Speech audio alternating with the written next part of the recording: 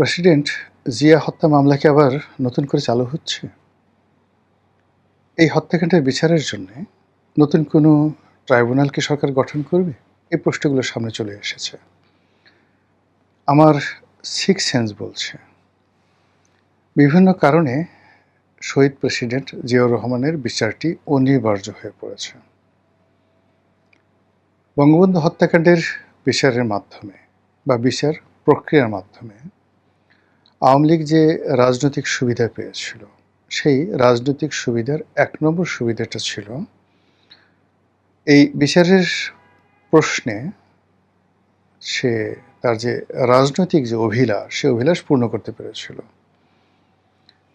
২ নম্বর হলো যে এই বিচার প্রক্রিয়ার মাধ্যমে সে তার প্রতিপক্ষের মনে ভয় ধরিয়ে দিতে পেরেছিল এবং এই বিচার প্রক্রিয়া চালুকালীন সময় পুরো সময়টিতে আওয়ামী লীগের নেতাকর্মীদের মধ্যে একটা বন্ধন, একটা ঐক্য, একটা আবেগ নতুন করে তৈরি করতে পেরেছিল।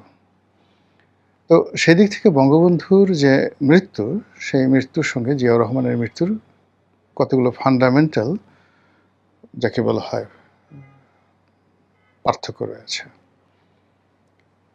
নেতা হিসেবে বঙ্গবন্ধুর সঙ্গে আসলে বাংলাদেশের কারোই তুলনা করা যায় না। মহান স্বাধীনতা যুদ্ধে তার অমর অবদান, বাই বর্ন নেতা হিসেবে তার যে জন্মগত যে গুণাবলী, এরপর তার কর্ম, তার বিশালত্ব, এর কোনো কিছুর সঙ্গেই আসলে বাংলাদেশে অন্য কোনো নেতার তুলনা করা চলবে না। কোনো নেতা আছেন তার চেয়ে অনেক শিক্ষিত, অনেক নেতা আছেন তার চেয়ে অভিজাত বংশীয়, অনেক নেতা আছেন টাকা পয়সা তাদের বেশি ছিল, ডিগ্রি বেশি ছিল।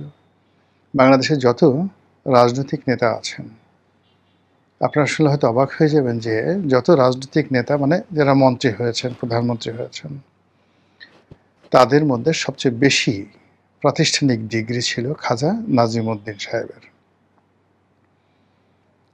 এত প্রাতিষ্ঠানিক ডিগ্রি, ঢাকা নবাব পরিবারের সন্তান। তো ব্যক্তিগত জীবনে একেবারে মানে কেমন তার কথাবার্তা শুনলে, পোশাক-আশাক দেখলে আপনার কাছে মনেই হবে না যে এই লোক একজন পিএইচডি হোল্ডার ছিলেন, এই লোক একজন ব্যারিস্টার অ্যাট ল ছিলেন, এই লোকজন বাংলাদেশের সবচেয়ে বড় জমিদার ছিলেন বা নবাব ছিলেন, মনে হবে না। কিন্তু বঙ্গবন্ধু কোনো কিছু ছিল না। তিনি শুধু দাঁড়িয়েছেন। একটা জায়গাতে দাঁড়িয়ে আছেন, কোনো একটা জায়গাতে বসে আছেন। কাউকে টেলিফোন করেছেন, কারো বাড়িতে গেছেন কিংবা কাউকে তার কাছে আহ্বান করেছেন। এটাই রাজনীতি। এটাই একজন মানুষের সবচেয়ে বড় প্রাপ্তি ছিল। এটাই সবচেয়ে বড় খবর ছিল এবং এটা এখনো পর্যন্ত মানুষের কাছে সবচেয়ে বড় স্মৃতি হয়ে আছে যে কবে বঙ্গবন্ধুর সঙ্গে তার দেখা হয়েছিল, কথা হয়েছিল। এই স্মৃতি কোনো অবস্থাতেই সেই মানুষটি ভুলতে পারেনি এবং মরার আগে সে তার সন্তান-সন্ততিকে বলে গেছেন। ফলে বঙ্গবন্ধুর সঙ্গে যারা চলেছেন তাদের নাতি-পুতিরা এখন মানুষের কাছে বলে বেড়ান যে আমার দাদার সঙ্গে অত সালে বঙ্গবন্ধু দেখা হয়েছিল, বঙ্গবন্ধু আমাদের বাড়ি এসেছিলেন, আমার দাদা অমুক বাড়িতে গিয়েছিলেন। এই হলো তার নেতৃত্বের বিশালত্ব। কিন্তু বাস্তবতা হলো যে যেই সময়টিতে তিনি নিহত হয়েছিলেন, সেই সময়টিতে ঠিক এখন শেখ হাসিনার যেমন অবস্থা রয়েছে ঠিক ওইরকম অবস্থা ছিল। মানে বঙ্গবন্ধু তার দলের ভিতরে যাকে বলা হয় প্রচণ্ড রকম প্রভাবশালী এবং জনপ্রিয় ছিলেন এবং তখনও পর্যন্ত বাংলাদেশে আসলে বঙ্গবন্ধুর বিকল্প ছিল না। কিন্তু তার যারা প্রতিপক্ষ তাদের কাছে তিনি বিরক্তি এবং যাকে বলা হয় অস্বস্তির একেবারে সর্বোচ্চ পর্যায়ে পৌঁছে গিয়েছিলেন। ফলে তার মৃত্যুর পরে মানুষ স্তব্ধ হয়ে গিয়েছিল। প্রতিপক্ষ এক ধরনের প্রতিক্রিয়া দেখিয়েছিল আর তার যারা লোকজন আছেন তারা অন্য ধরনের প্রতিক্রিয়া মানে দেখিয়েছিল। ফলে সে তার মৃত্যুর পরে প্রায় ৬-৭ বছর ধরে আসলে বঙ্গবন্ধুর নাম উচ্চারণ করা যায়নি। আওয়ামী লীগের নাম বাংলাদেশে উচ্চারণ করা যায়নি। এমন এমন এলাকা ছিল যে এলাকাতে আওয়ামী লীগ যারা করতেন তারা মরে গেলে তাদেরকে দাফন কাফনও মানুষ করতে চাইত না। কিন্তু জিয়াউর রহমানের ঘটনাটা ভিন্ন।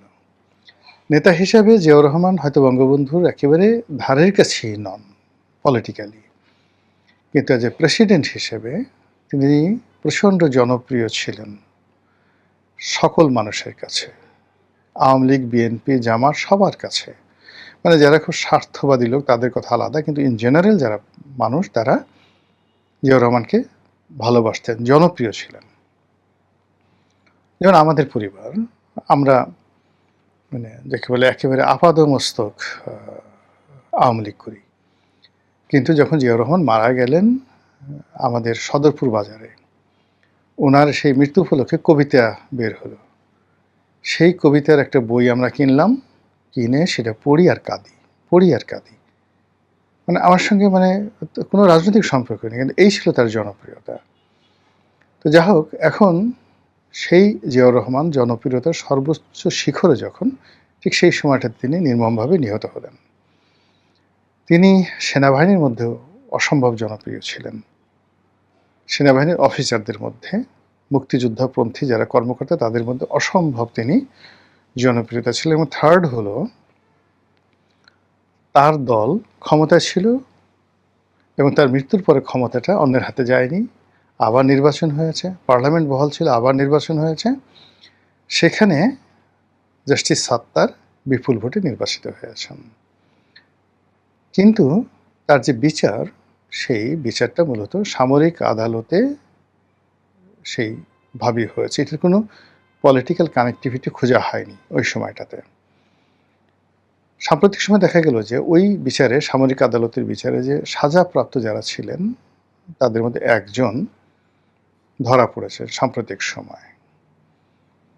এখন এটা নিয়ে কী রাজনীতির সমীকরণ হতে পারে সেটা পরের বিষয়। প্রথমত হলো যে সরকার সম্ভবত এটাকে পলিটিক্যালি ব্যবহার করতে চাইবে।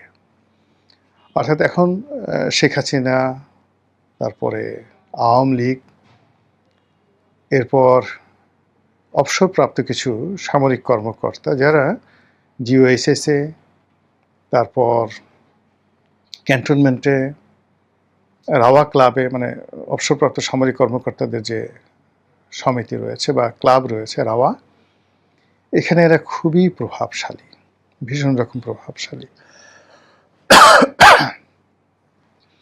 এই প্রভাবশালী গোষ্ঠীর কাছে একটা মেসেজ দেওয়া, তাদেরকে দৌড়ের উপর রাখা, এবং প্রায় প্রতিদিনই এই হত্যাকাণ্ড নিয়ে যে সকল স্টোরি ছাপা হবে সেগুলো মানুষকে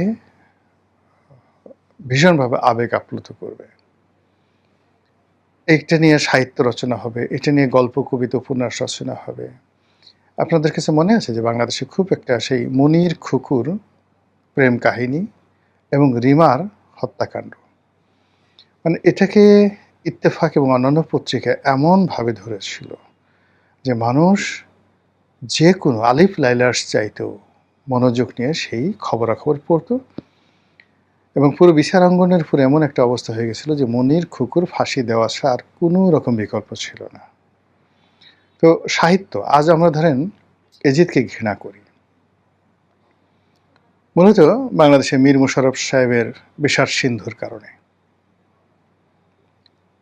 তারপর আমরা এই যে মহাভারত পড়ি, আমরা রাম, কৃষ্ণ, রাবণ বা রামায়ণের যে কাহিনী পড়ি, এগুলোর মাধ্যমে যে নায়ক যারা আছেন তাদেরকে যেভাবে শ্রদ্ধা করি, আবার যারা ভিলেন রয়েছেন তাদেরকে ঘৃণা করতে থাকি। এই জন্য হয় কি যে কোনো মানুষকে যদি আপনি ঠিক দেবতুল্য বানাতে চান, সেক্ষেত্রে তাকে নিয়ে সাহিত্য রচনা করতে হবে। ইতিহাসে Alexander, Julius Caesar, Napoleon Bonaparte থেকে শুরু করে অন্য যারা মহান নায়ক রয়েছেন, আকবর বলেন, সবাই মানে তাদেরকে আসলে সাহিত্যের মাধ্যমে তাদেরকে অমরত্ব দান করা হয়েছে। আজ আমরা ডেনমার্কের প্রিন্স হ্যামলেটের কথা বলি, বা অষ্টম হেনরির কথা বলি, পঞ্চম জর্জের কথা বলি, মহারানী ভিক্টোরিয়ার কথা বলি, রানী প্রথম এলিজাবেথের কথা বলি, সম্রাট সুলেমানের কথা বলি, বা হারুন আর রশিদের কথা বলি, এদের যে অমরত্ব 99.99% এদের অমরত্ব তৈরি করেছে সাহিত্য। আমাদের দেশে এই যে বঙ্গবন্ধুর যে বিশালত্ব, সরি, আমাদের দেশে যে বঙ্গবন্ধুর যে বিশালত্ব, সেই বিশালত্বের একটা বিরাট অংশ কিন্তু সাহিত্য। তাকে নিয়ে গান হয়েছে, কবিতা হয়েছে, সিনেমা হয়েছে, নাটক হয়েছে, এই বাংলায় হয়েছে, অন্য বাংলায় হয়েছে এবং বিদেশে হয়েছে। ফলে তার কর্ম এবং তার অভিব্যক্তি মানুষের চোখে মুখে ভাসছে। কিন্তু সে অনুযায়ী জিয়াউর রহমানের জনপ্রিয়তা সাধারণ মানুষের মধ্যে, এবং আর ঠিক একটা জেনারেশন পরে এই জনপ্রিয়তাটা থাকবে না, পিপল উইল ফরগেট। যেমন বেগম জিয়ার কথা দেখবেন যে আর কদিন পরে মানুষ ভুলে যাবে। এর কারণ হলো সাহিত্য তৈরি হয়নি, কিন্তু শেখ হাসিনাকে নিয়ে সাহিত্য হয়েছে, বঙ্গবন্ধুকে নিয়ে সাহিত্য হয়েছে, এমনকি শেখ কামালকে নিয়ে সাহিত্য হয়েছে। এই জন্য জিয়াউর রহমান সাহেবকে নিয়ে যদি সাহিত্য তৈরি করতে হয় এই মুহূর্তে, তাহলে এই যে পুরনো যে তার যে বিষয়, অর্থাৎ তার যে হত্যাকাণ্ডের যে ঘটনা, এই ঘটনা আবার সরকারকে সামনে আনতে হবে। আর সরকার এই কাজটি করবে বা করতে বাধ্য, এই কারণে যে জিয়াউর রহমান সাহেব ছাড়া তো তাদের আর কোনো অ্যাসেট নেই। বিএনপিকে যদি সাস্টেন করতে হয়, তারেক রহমান সাহেবকে যদি ক্ষমতায় বসতে হয়, তারেক রহমান সাহেবের উত্তরসূরি যদি জাইমা রহমানকে তৈরি করতে হয়, তাহলে জিয়াউর রহমানকে নিয়ে সাহিত্য তৈরি করতে হবে, লিটারেচার তৈরি করতে হবে। সেই লিটারেচার তৈরি করার জন্য সবচেয়ে স্পর্শকাতর যে বিষয়টি, সেটি হলো তার মৃত্যুর ঘটনা। এখন জিয়াউর রহমানের যদি স্বাধীনতার ঘোষণাটা সামনে নিয়ে আসেন, এটা নিয়ে আপনি বিতর্ক করতে পারবেন, কার পক্ষে দিয়েছেন, কেন দিয়েছেন, ইত্যাদি ইত্যাদি বিষয়গুলো। তার শাসন ক্ষমতা যদি নিয়ে আসেন, সেখানে ৭ই নভেম্বর আসবে, কর্নেল তাহের হত্যাকাণ্ড আসবে, তার আমলে যে অসংখ্য মিলিটারি অফিসারকে ফাঁসিতে লটকানো হয়েছে, সেই বিষয়গুলো আসবে। কিন্তু যখনই তার মৃত্যুর ঘটনা আসবে, তার নির্মম হত্যাকাণ্ডের বিষয় আসবে, এটা কোনো বিতর্ক করার কোনো সুযোগ নেই। এবং সেই ঘটনা প্রকাশ করতে গিয়ে, মৃত্যু সেই ঘটনাকে বর্ণনা করতে গিয়ে আপনি কোর্ট কাছারিতে তার সেই ঐতিহাসিক ঘটনাগুলো, তার সফলতাগুলো, তার গান, তার সমস্ত কাজগুলো আপনি লিটারেচার হিসেবে নিয়ে আসতে পারবেন, এবং প্রতিদিন পত্রিকায় ধারাবাহিকভাবে প্রকাশিত হবে। এবং এই ক্ষেত্রে যারা খুব ভালো, যাদের কলমে হাত আছে, খুব ভালো যারা লিটারেচার তৈরি করতে পারেন, তাদের দাম বেড়ে যাবে সরকারের কাছে, এবং সরকারও লাভবান হবে। এবং সেই কাজটি সরকার যদি শুরু করে, এবং সরকার সেটা শুরু করতে পারে, এটা বলা যায় না। এতে করে আপাত দৃষ্টিতে তাদের যে রাজনৈতিক সুবিধা, প্রথমত তারা এই জিয়াউর রহমান হত্যাকাণ্ডের সঙ্গে শেখ হাসিনা জড়িত, এটা বলার সঙ্গে সঙ্গেই বিএনপির ৬ কোটি মানুষ একদম রেজিস্ট হয়ে যাবে, সঙ্গে সঙ্গে রেজিস্ট হয়ে যাবে, এবং কোনো কথা বলতে পারবে না। কিন্তু আপনি শেখ হাসিনা এই ১৪০০ মানুষকে হত্যাকাণ্ডে ঘটিয়েছেন ইত্যাদিতে নানা রকম ঘটনা, এটার ব্যাপারে আপনি নানা রকম ন্যারেটিভ তৈরি করতে পারবেন, দেশে বিদেশে অনেক চাপ তৈরি করতে পারবেন শেখ হাসিনার পক্ষে, এবং তার ন্যায় বিচার প্রতিষ্ঠা করার ব্যাপারে আপনি অনেক কিছু করতে পারবেন। কিন্তু যদি আপনি জিয়াউর রহমানের হত্যাকাণ্ডের সঙ্গে শেখ হাসিনা জড়িত, অমুক অমুক জড়িত, অমুক তোফায়েল সাহেব জড়িত, মরণোত্তর বিচার হবে, এই সকল ঘটনা যদি আপনি সুন্দরভাবে উপস্থাপন করতে পারেন, তাহলে মোটামুটি আওয়ামী লীগকে ঘেঁষাং করে দিতে পারেন। এবং সেই কাজটি করার জন্য যদি এই যে এই মুহূর্তে জিয়াউর রহমানের যে হত্যাকারী, তাকে গ্রেপ্তার করা হয়ে থাকে, এটা একটা আমি মনে করি উপলক্ষ। দ্বিতীয় যে ঘটনাটা হলো যে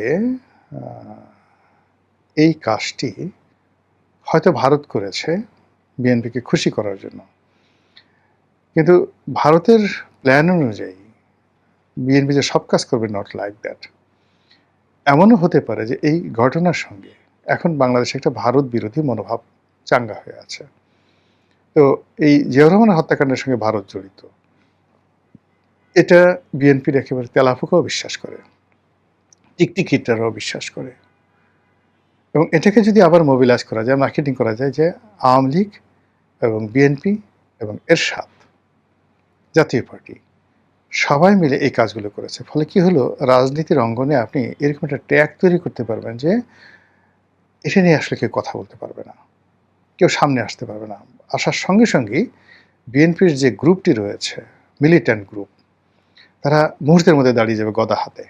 হ্যাঁ, আমার নেতা সম্পর্কে এই ধরনের কথা বলো, এই কথা বলো। এবং সেই আসামি সংখ্যা যদি ১,০০০ হয়, এই ১,০০০ লোকের জীবন হারাম করে দিতে পারে এই বিএনপির যারা বর্তমান নেতৃত্ব রয়েছে, তারা এই বিচারকর্মে যদি সেই তাদের অপছন্দের ১,০০০ লোককে সম্পৃক্ত করে, তাহলে তাদের দলের যে ৬ কোটি লোক, সেই ৬ কোটি লোককে তারা এক প্ল্যাটফর্মে নিয়ে আসতে পারবে এই বিচারের ব্যাপারে। অন্য কোনো ইস্যু নিয়ে, অন্য যে কোনো ইস্যু নিয়ে তারা ৬ কোটির মধ্যে ৬০ লাখ লোককে একত্র করতে পারবে না। নট ইভেন ৬০ লাখ লোক।